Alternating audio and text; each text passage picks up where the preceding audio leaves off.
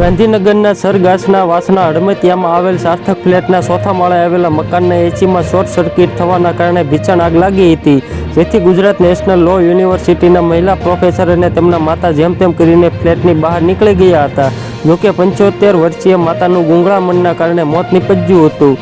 આ બનાવના પગલે ગાંધીનગર ફાયર બ્રિગેડની ટીમે તાત્કાલિક સ્થળ પર પહોંચી ફ્લેટમાં રહેતા વસાહતીઓને સલામત સ્થળે ખસેડી ભારે જહેમત પછી ફ્લેટમાં લાગેલી આગ ઉપર કાબૂ મેળવ્યો હતો.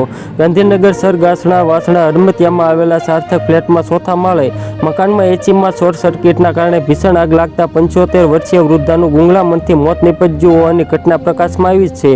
આશરે 2-2:30 વાગ્યાના અરસામાં એસીમાં અચાનક બ્લાસ્ટ થવાની સાથે આગ ભભૂકી હતી. જોતજોતામાં આગે વિકરાળ સ્વરૂપ ધારણ કરી લીધું હતું, જેના કારણે મા દીકરી ગાઢ નિદ્રામાંથી સફાળા જાગી ઉઠ્યા હતા. ધીમે ધીમે આગે ઘરના ફર્નિચર સહિતના સરસામાનને ઝપેટમાં લઈ લીધા.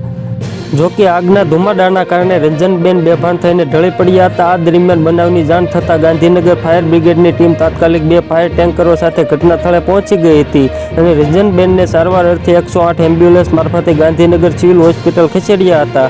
જોકે સિવિલમાં ફરજ પરના તબીબે રંજનબેનને મૃત જાહેર કર્યા હતા.